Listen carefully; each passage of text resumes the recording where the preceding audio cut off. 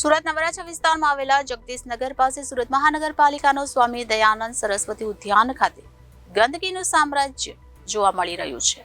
સુરતના વરાછા વિસ્તારમાં આવેલા જગદીશનગર પાસે સુરત મહાનગરપાલિકાનો સ્વામી દયાનંદ સરસ્વતી ઉદ્યાન ગાર્ડનની અંદર ગંદકી અને ટોયલેટમાં ગંદકી અને કૂતરાઓનો ત્રાસ અને દારૂની પોટલીઓ દુર્ગંધથી લોકો ત્રાહિમામ પોકારી ઉઠ્યા છે।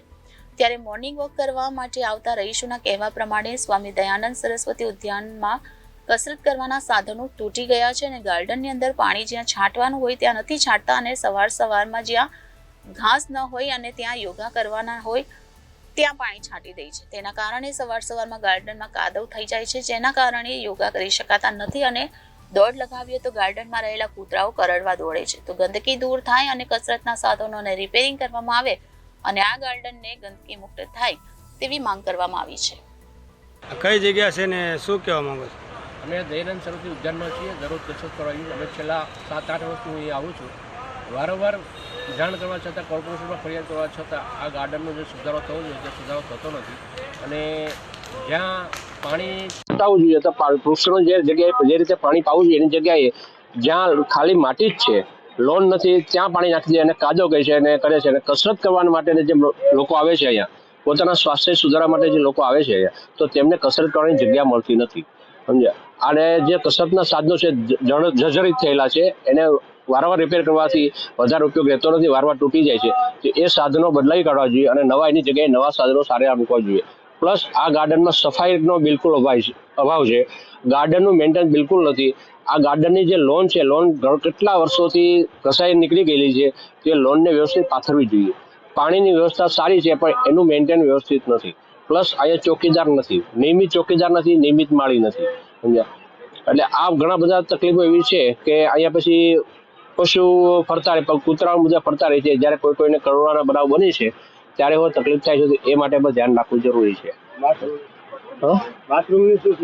બાથરૂમ જે જાહેર શૌચાલય છે બંને લેડીઝ અને જેન્ટ્સ, એ બંને એટલી ખરાબ હાલતમાં છે કે માણસો યુઝ જ નહીં કરી શકે અને સાફ સફાઈ બિલકુલ થતી જ નથી। અને જે અહીંયા કોન્ટ્રાક્ટર સાફ સફાઈવાળા મૂકે છે તે 100-150 રૂપિયાવાળા આપીને મૂકી દે છે, ખાલી વોકવે વાળી નાખે છે અને બાકીનો બધો કચરો સાઈડ પર નાખી દે છે, એટલે એને સફાઈનો બી અભાવ એ રહી જ છે। અને ઝાડ પાન ને બધું જે છે એ વ્યવસ્થિત નથી, એને ઝાડ પાન જે છે એને કોર્નર કરી નાખી, ત્યાં પાણી નાખવા માટે પાણી વ્યવસ્થિત મળી આવવું જોઈએ, તો રોડ રસ્તા બધા સારા રહે અને માટીમાં પાણી નહીં જાય તો માણસો કસરત કરી શકે, વ્યવસ્થિત કરી શકે અને મેન્ટેન કરો ગાર્ડન તો સારું રહે। મુખ્ય શું માંગ છે કે અત્યારે વહેલું થવું જોઈએ?